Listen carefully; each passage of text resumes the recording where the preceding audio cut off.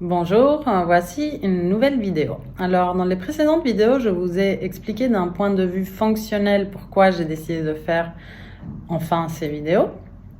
Mais je ne vous ai pas dit en quoi cela est important pour moi. Pour ça, nous allons devoir nous intéresser aux valeurs. Les valeurs fondamentales sont le partage de connaissances, l'expérience. C'est aussi l'amour, bien évidemment, la valeur fondamentale qui me guide, l'empathie, mais aussi l'humour, noir de préférence. Donc là, on touche à un sujet qui est au cœur de la PNL et de l'hypnose, les valeurs. Un vaste sujet où des océans de mots ont été versés pour tenter de les expliquer. Les valeurs, c'est quoi? Ce sont des critères qui nous guident vers ce qui est bon, ce qu'on considère bon pour nous, ou de quoi nous voulons nous éloigner. Donc, à quelque part, c'est une séparation entre le bien et le mal. Comme j'aime dire depuis un certain temps, ce sont comme des phares qui guident les bateaux pour savoir par où se diriger ou pour savoir par où ne pas se diriger. Ce qui est important à comprendre, c'est que les valeurs sont en accord avec la période historique que l'on vit, la région géographique et bien évidemment le modèle ou les modèles que l'on a eus dans l'enfance, évidemment, par adhésion, amour, loyauté ou par rejet. En dernier lieu, par l'éducation que l'on a reçue, mais pas que. D'ailleurs, une question qui est pour moi irrésolue pour le moment. Je me demande, et je demande à toute personne qui veuille bien y répondre et partager sa vision sur le sujet, de m'écrire dans les commentaires qu'est-ce qui était au début. Vraiment, c'est une question existentielle. Qu'est-ce qui était au début? L'œuf ou la poule? Je rigole, mais en fait pas trop. Ma question véritable est, qu'est-ce qui est d'abord, les métaprogrammes ou les valeurs? Je vais aborder dans une autre vidéo le sujet des métaprogrammes et je vous préviens, ça n'a rien à voir avec le cristal meth, rien à voir, bien évidemment. Un peu de patience. Entre-temps, je vis aussi. En somme, la part de mystère, la chaîne manquante, vient du fait que deux personnes issues du même foyer peuvent développer des valeurs différentes. Donc, selon moi, la sève qui fait vivre les valeurs, ce sont quoi?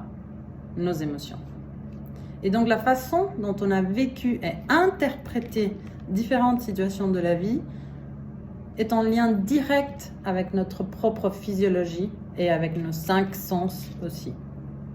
Donc j'ai souvent considéré que les croyances ne dérivaient pas complètement des valeurs, malgré ce qu'on nous apprend scolairement. Les croyances, c'est encore un autre vaste sujet.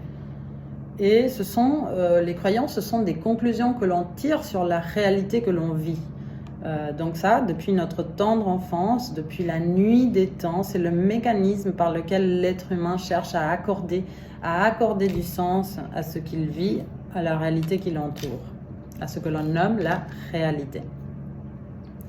Donc pour accorder un sens et tirer une conclusion ou faire une interprétation, vous serez d'accord avec moi qu'il est nécessaire d'abord d'apprendre à penser. Donc, il est nécessaire d'apprendre des mots pour nommer. Et ensuite, il est nécessaire de rationaliser un certain nombre de choses de manière consciente ou inconsciente. Et là, ça bug.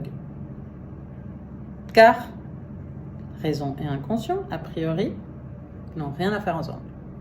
À moins que nos valeurs, et c'est tout à fait possible, que ce ne soit autre que nos sentiments profonds vis-à-vis du monde, vis-à-vis de la vie et vis-à-vis des autres et de nous-mêmes.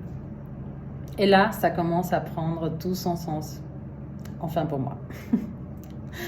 Bon, je sens que je perds une part d'entre vous dans ce monologue hypnotique.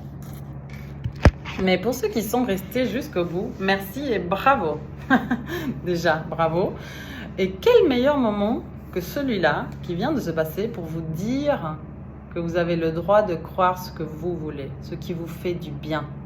Vous êtes libre de construire, détruire et reconstruire votre maison intérieure telle que vous l'avez toujours rêvée, telle que vous la voulez, telle Quelle est votre aspiration profonde? Vous êtes libre de choisir vos croyances, pour autant que vous les ayez rendues visibles, que vous en soyez pleinement conscient, que vous soyez conscient du système de croyances qui vous habite et du fait que s'il y a des croyances qui sont bloquantes ou limitantes, vous pouvez tout simplement vous en débarrasser et remplacer par ce qui apporte du bonheur, ce qui vous apporte du bien-être. La force intérieure de l'être humain, pour le réaliser, vous l'avez, car c'est quelque chose qui fait depuis le début. C'est quelque chose que nous faisons tous depuis le début, depuis notre enfance. Donc il suffit de croire à cette force. C'est aussi une croyance. Donc vous pouvez choisir de croire à cette force, de croire en vous.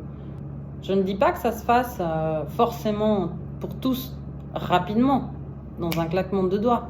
Mais une chose est sûre et certaine, que le moment T où la croyance même est créée, où la nouvelle croyance est créée et remplacée, tient à une fraction de seconde. C'est un moment en éclair. Donc Einstein disait qu'il était plus difficile de briser une croyance que de briser un atome. Mais le moment où la croyance se brise enfin est une étincelle dans le temps. Une fraction de seconde. Je vous souhaite une très belle journée et je vous dis à très bientôt.